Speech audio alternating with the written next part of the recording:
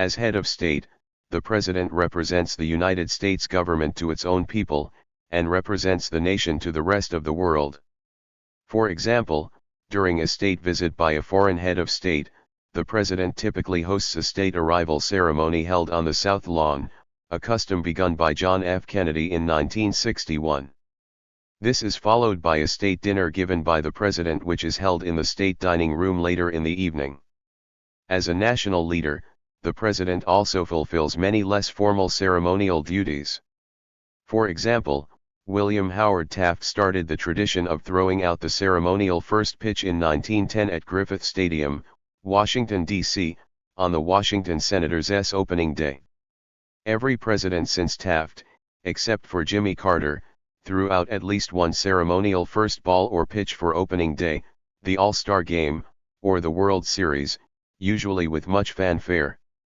Every president since Theodore Roosevelt has served as honorary president of the Boy Scouts of America. Other presidential traditions are associated with American holidays. Rutherford B. Hayes began in 1878 the first White House egg rolling for local children. Beginning in 1947, during the Harry S. Truman administration, every Thanksgiving the president is presented with a live domestic turkey during the annual National Thanksgiving Turkey presentation held at the White House. Since 1989, when the custom of pardoning the turkey was formalized by George H.W. Bush, the turkey has been taken to a farm where it will live out the rest of its natural life. Presidential traditions also involve the president's role as head of government. Many outgoing presidents since James Buchanan traditionally give advice to their successor during the presidential transition. Ronald Reagan and his successors have also left a private message on the desk of the Oval Office on Inauguration Day for the incoming president. The modern presidency holds the president as one of the nation's premier celebrities. Some argue that images of the presidency have a tendency to be manipulated by administration public relations officials as well as by presidents themselves.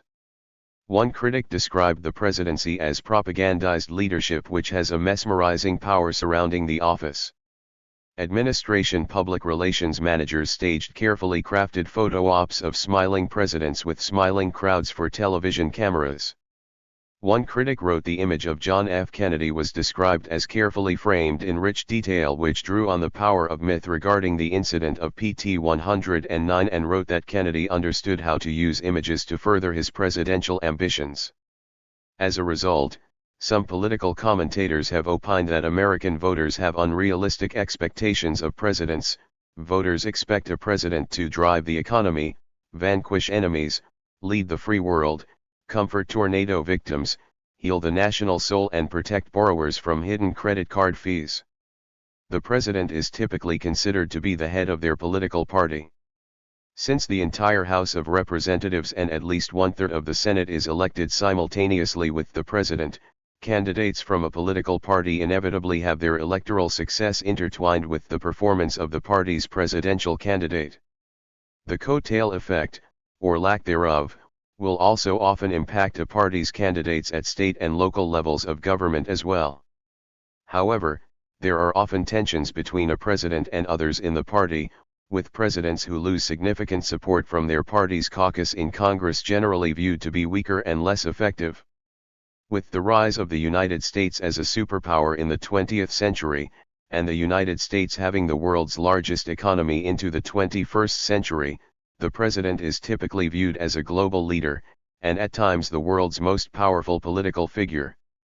The position of the United States as the leading member of NATO, and the country's strong relationships with other wealthy or democratic nations like those comprising the European Union, have led to the moniker that the president is the leader of the free world. Article 2, Section 1, Clause 5 of the Constitution sets 3 qualifications for holding the presidency. To serve as president, one must be a natural-born citizen of the United States, be at least 35 years old, be a resident in the United States for at least 14 years. A person who meets the above qualifications would, however, still be disqualified from holding the office of president under any of the following conditions. Under Article I, Section 3, Clause 7, having been impeached, convicted, and disqualified from holding further public office, although there is some legal debate as to whether the disqualification clause also includes the presidential office. The only previous persons disqualified under this clause were 3 federal judges. Under Section 3 of the 14th Amendment, no person who swore an oath to support the Constitution, and later rebelled against the United States, is eligible to hold any office. However, this disqualification can be lifted by a 2/3 vote of each House of Congress. There is, again, some debate as to whether the clause as written allows disqualification from the presidential position, or whether it would first require litigation outside of Congress, although there is precedent for use of this amendment outside of the original intended purpose of excluding Confederates from public office after the Civil War.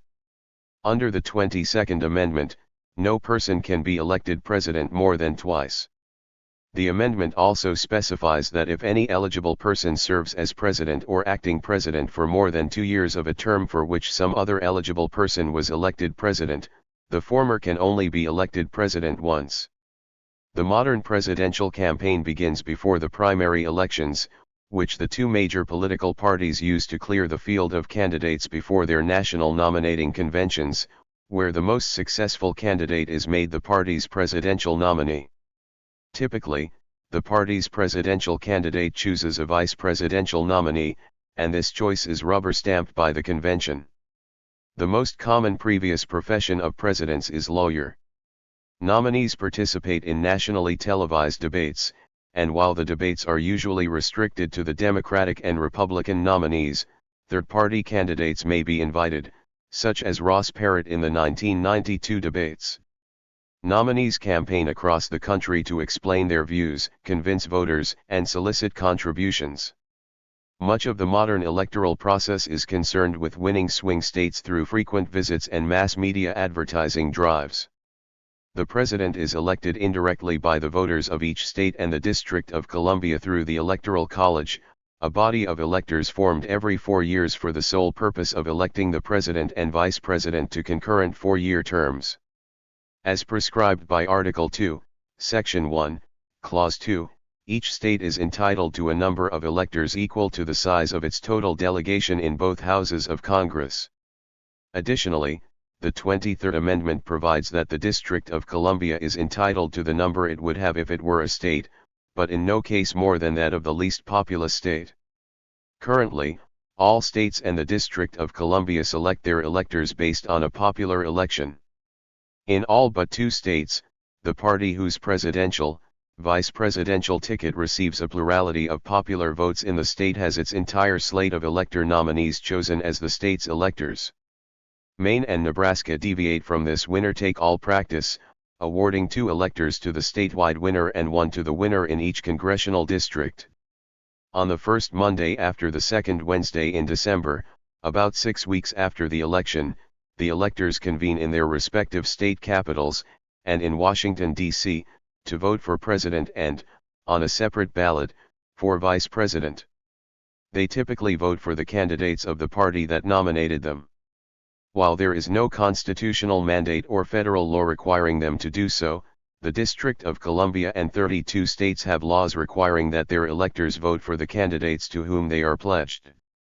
The constitutionality of these laws was upheld in Ciovallo v. Washington, 2020. Following the vote, each state then sends a certified record of their electoral votes to Congress. The votes of the electors are opened and counted during a joint session of Congress, held in the first week of January. If a candidate has received an absolute majority of electoral votes for president, currently 270 of 538, that person is declared the winner. Otherwise, the House of Representatives must meet to elect a president using a contingent election procedure in which representatives, voting by state delegation, with each state casting a single vote, choose between the top 3 electoral vote-getters for president. To win the presidency, a candidate must receive the votes of an absolute majority of states, currently 26 of 50. There have been 2 contingent presidential elections in the nation's history. A 73-73 electoral vote tie between Thomas Jefferson and fellow Democratic Republican Aaron Burr in the election of 1800 necessitated the first. Conducted under the original procedure established by Article 2, Section 1, Clause 3 of the Constitution, which stipulates that if 2 or 3 persons received a majority vote and an equal vote, the House of Representatives would choose one of them for president, the runner-up would become vice president. On February 17, 1801, Jefferson was elected president on the 36th ballot, and Burr elected vice president. Afterward, the system was overhauled through the 12th Amendment in time to be used in the 1804 election. A quarter century later, the choice for president again devolved to the House when no candidate won an absolute majority of electoral votes, 131 of 261, in the election of 1824. Under the 12th Amendment, the House was required to choose a president from among the top 3 electoral vote recipients, Andrew Jackson, John Quincy Adams, and William H. Crawford. Held February 9, 1825, this second and most recent contingent election resulted in John Quincy Adams being elected president on the first ballot. Pursuant to the 20th Amendment, the 4-year term of office for both the president and the vice president begins at noon on January 20. The first presidential and vice presidential terms to begin on this date, known as Inauguration Day, were the second terms of President Franklin D. Roosevelt and Vice President John Nance Garner in 1937. Previously, Inauguration Day was on March 4. As a result of the date change, the first term, 1933-37, of both men had been shortened by 43 days.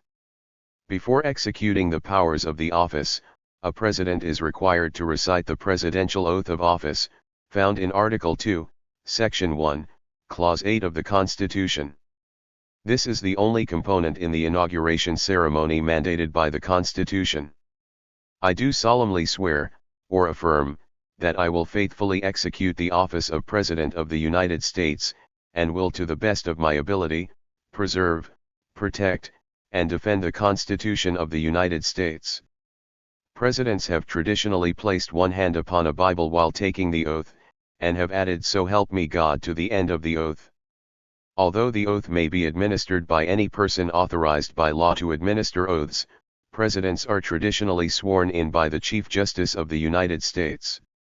When the first president, George Washington, announced in his farewell address that he was not running for a third term, he established a 2 terms then out precedent.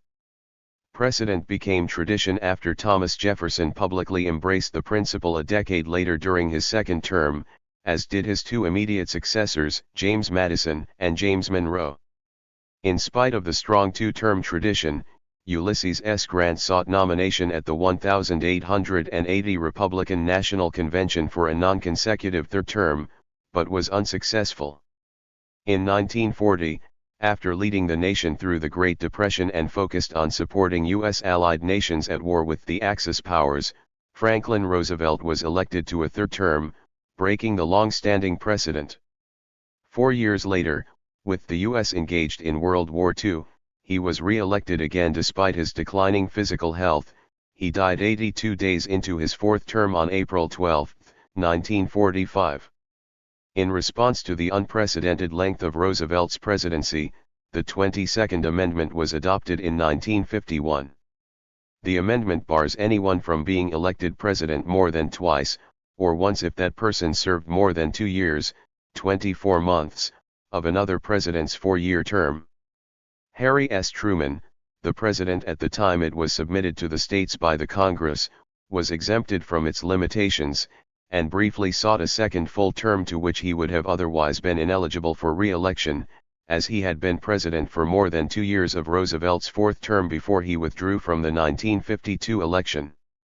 Since becoming operative in 1951, the amendment has been applicable to 6 twice-elected presidents: Dwight D. Eisenhower, Richard Nixon, Ronald Reagan, Bill Clinton, George W. Bush, and Barack Obama. Under Section 1 of the 25th Amendment, ratified in 1967, the vice president becomes president upon the removal from office, death, or resignation of the president. Deaths have occurred a number of times, resignation has occurred only once, and removal from office has never occurred. Before the ratification of the 25th Amendment, which clarified the matter of succession, Article 2, Section 1, Clause 6, stated only that the vice president assumes the powers and duties of the presidency in the event of a president's removal, death, resignation, or inability. Under this clause, there was ambiguity about whether the vice president would actually become president in the event of a vacancy, or simply act as president, potentially resulting in a special election. Upon the death of President William Henry Harrison in 1841, Vice President John Tyler declared that he had succeeded to the office itself, refusing to accept any papers addressed to the acting president, and Congress ultimately accepted it. In the event of a double vacancy, Article 2, Section 1, Clause 6 also authorizes Congress to declare who shall become acting president in the case of removal, death, resignation, or inability, both of the president and vice president. The Presidential Succession Act of 1947, codified as 3 U.S.C. 19, provides that if both the president and vice president have left office or are both otherwise unavailable to serve during their terms of office, the presidential line of succession follows the order of Speaker of the House, then, if necessary, the President pro tempore of the Senate, and then if necessary, the eligible heads of federal executive departments who form the President's cabinet. The cabinet currently has 15 members, of which the Secretary of State is first in line. The other cabinet secretaries follow in the order in which their department, or the department of which their department is the successor, was created. Those individuals who are constitutionally ineligible to be elected to the presidency are also disqualified from assuming the powers and duties of the presidency through succession. No statutory successor has yet been called upon to act as president. Under the 25th Amendment, the president may temporarily transfer the presidential powers and duties to the vice president, who then becomes acting president, by transmitting to the Speaker of the House and the President pro tempore of the Senate a statement that he is unable to discharge his duties. The President resumes his or her powers upon transmitting a second declaration stating that he is again able. The mechanism has been used by Ronald Reagan, once, George W. Bush, twice, and Joe Biden, once, each in anticipation of surgery. The 25th Amendment also provides that the Vice President, together with a majority of certain members of the Cabinet, may transfer the presidential powers and duties to the Vice President by transmitting a written declaration, to the Speaker of the House and the President pro tempore of the Senate, to the effect that the President is unable to discharge his or her powers and duties. If the President then declares that no such inability exists, he or she resumes the presidential powers unless the Vice President and Cabinet make a second declaration of presidential inability, in which case Congress decides the question. Article 2, Section 4 of the Constitution allows for the removal of high federal officials, including the President, from office for treason, bribery, or other high crimes and misdemeanors. Article I, Section 2, Clause 5 authorizes the House of Representatives to serve as a grand jury with the power to impeach said officials by a majority vote. Article I, Section 3, Clause 6 authorizes the Senate to serve as a court with the power to remove impeached officials from office, by a 2/3 vote to convict. 3 presidents have been impeached by the House of Representatives: Andrew Johnson in 1868, Bill Clinton in 1998, and Donald Trump in 2019 and 2021, none have been convicted by the Senate. Additionally, the House Judiciary Committee conducted an impeachment inquiry against Richard Nixon in 1973-74 and reported 3 articles of impeachment to the House of Representatives for final action. However, he resigned from office before the House voted on them. Controversial measures have sometimes been taken short of removal to deal with perceived recklessness on the part of the President, or with a long-term disability. In some cases, staff have intentionally failed to deliver messages to or from the President, typically to avoid executing or promoting the President to write certain orders. This has ranged from Richard Nixon's chief of staff not transmitting orders to the cabinet due to the president's heavy drinking, to staff removing memos from Donald Trump's desk. Decades before the 25th Amendment, in 1919, President Woodrow Wilson had a stroke that left him partly incapacitated. First Lady Edith Wilson kept this condition a secret from the public for a while, and controversially became the sole gatekeeper for access to the president, aside from his doctor, assisting him with paperwork and deciding which information was important enough to share with him. Since 2001, the president's annual salary has been $400,000, along with a $50,000 expense allowance, $100,000 non-taxable travel account, and $19,000 entertainment account. The president's salary is set by Congress, and under Article 2, Section 1, Clause 7 of the Constitution, any increase or reduction in presidential salary cannot take effect before the next presidential term of office. The White House in Washington, D.C. is the official residence of the president. The site was selected by George Washington, and the cornerstone was laid in 1792. Every president since John Adams, in 1800, has lived there.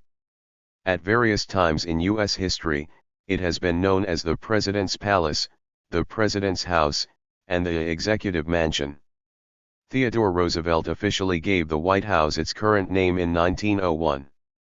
The federal government pays for state dinners and other official functions, but the president pays for personal, family, and guest dry cleaning and food. Camp David, officially titled Naval Support Facility Thumont, a mountain-based military camp in Frederick County, Maryland, is the president's country residence. A place of solitude and tranquility, the site has been used extensively to host foreign dignitaries since the 1940s. President's Guest House, located next to the Eisenhower Executive Office Building at the White House Complex and Lafayette Park, serves as the president's official guest house and as a secondary residence for the president if needed. Four interconnected, 19th-century houses, Blair House, Lee House, and 700 and 704 Jackson Place, with a combined floor space exceeding 70,000 square feet, 6,500 square meters, comprise the property. The primary means of long-distance air travel for the president is one of two identical Boeing VC-25 aircraft, which are extensively modified Boeing 747 airliners and are referred to as Air Force One while the president is on board, although any U.S. Air Force aircraft the president is aboard is designated as Air Force One for the duration of the flight. In-country trips are typically handled with just one of the two planes, while overseas trips are handled with both, one primary and one backup. The president also has access to smaller Air Force aircraft, most notably the Boeing C-32, which are used when the president must travel to airports that cannot support a jumbo jet. Any civilian aircraft the president is aboard is designated Executive One for the flight. For short-distance air travel, the president has access to a fleet of U.S. Marine Corps helicopters of varying models, designated Marine One when the president is aboard any particular one in the fleet. Flights are typically handled with as many as 5 helicopters all flying together and frequently swapping positions as to disguise which helicopter the president is actually aboard to any would-be threats. For ground travel, the president uses the presidential state car, which is an armored limousine designed to look like a Cadillac sedan, but built on a truck chassis.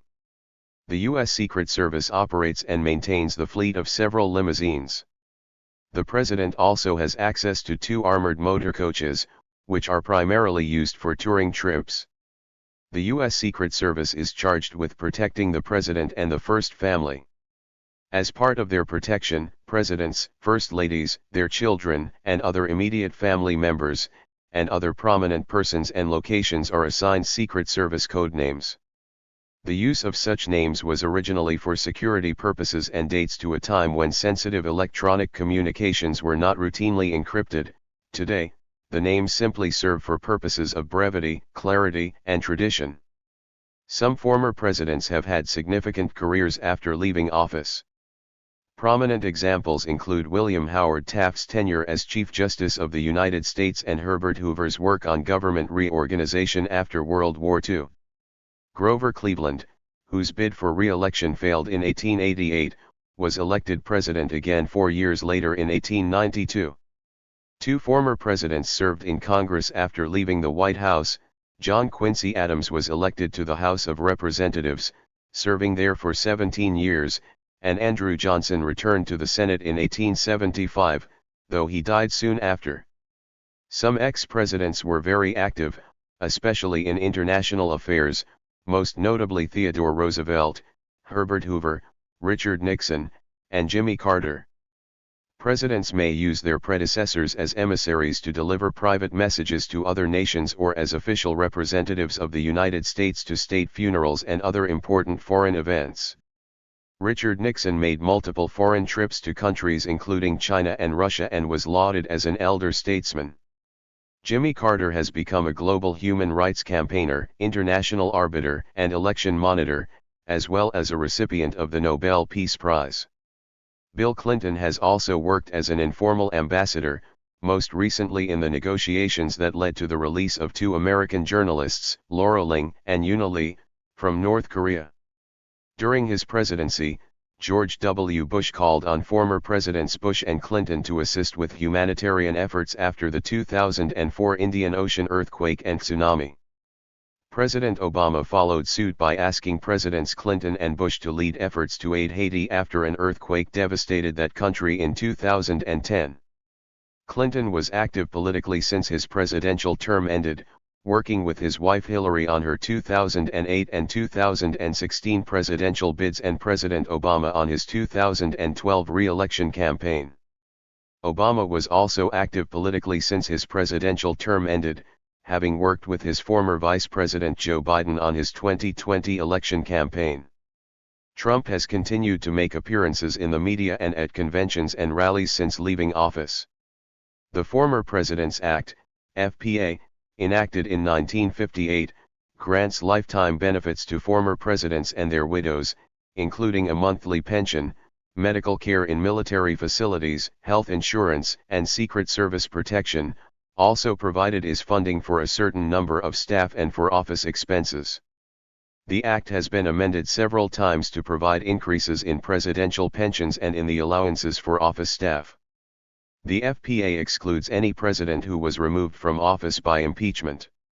According to a 2008 report by the Congressional Research Service, chief executives leaving office prior to 1958 often entered retirement pursuing various occupations and received no federal assistance. When industrialist Andrew Carnegie announced a plan in 1912 to offer $25,000 annual pensions to former presidents, many members of Congress deemed it inappropriate that such a pension would be provided by a private corporation executive. That same year, legislation was first introduced to create presidential pensions, but it was not enacted. In 1955, such legislation was considered by Congress because of former President Harry S. Truman's financial limitations in hiring an office staff. The pension has increased numerous times with congressional approval. Retired presidents receive a pension based on the salary of the current administration's cabinet secretaries, which was $199,700 per year in 2012. Former presidents who served in Congress may also collect congressional pensions. The act also provides former presidents with travel funds and franking privileges. Prior to 1997, all former presidents, their spouses, and their children until age 16 were protected by the Secret Service until the president's death. In 1997, Congress passed legislation limiting Secret Service protection to no more than 10 years from the date a president leaves office. On January 10, 2013, President Obama signed legislation reinstating lifetime Secret Service protection for him, George W. Bush, and all subsequent presidents. A first spouse who remarries is no longer eligible for Secret Service protection. Presidential libraries. Every president since Herbert Hoover has created a repository known as a presidential library for preserving and making available his papers, records, and other documents and materials. Completed libraries are deeded to and maintained by the National Archives and Records Administration, NARA. The initial funding for building and equipping each library must come from private, non-federal sources. There are currently 13 presidential libraries in the NARA system. There are also presidential libraries maintained by state governments and private foundations and universities of higher education, including the Abraham Lincoln Presidential Library and Museum, which is run by the state of Illinois. The George W. Bush Presidential Library and Museum, which is run by Southern Methodist University. The George H. W. Bush Presidential Library and Museum, which is run by Texas A&M University, and the Lyndon Baines Johnson Presidential Library and Museum, which is run by the University of Texas at Austin. Several former presidents have overseen the building and opening of their own presidential libraries. Some even made arrangements for their own burial at the site. Several presidential libraries contain the graves of the president they document. The Harry S. Truman Presidential Library and Museum in Independence, Missouri. The Dwight D. Eisenhower Presidential Library, Museum, and Boyhood Home in Abilene, Kansas. The Richard Nixon Presidential Library and Museum in Yorba Linda, California, and the Ronald Reagan Presidential Library and Museum in Simi Valley, California. These grave sites are open to the general public. Political parties have dominated American politics for most of the nation's history. Though the Founding Fathers generally spurned political parties as divisive and disruptive, and their rise had not been anticipated when the U.S. Constitution was drafted in 1787, organized political parties developed in the U.S. in the mid-1790s nonetheless. They evolved from political factions, which began to appear almost immediately after the federal government came into existence. Those who supported the Washington administration were referred to as pro-administration and would eventually form the Federalist Party, while those in opposition joined the emerging Democratic-Republican Party. Greatly concerned about the very real capacity of political parties to destroy the fragile unity holding the nation together, Washington remained unaffiliated with any political faction or party throughout his 8-year presidency. He was, and remains, the only U.S. president never to be affiliated with a political party. Since Washington, every U.S. president has been affiliated with a political party at the time of assuming office. Thank you for watching this video.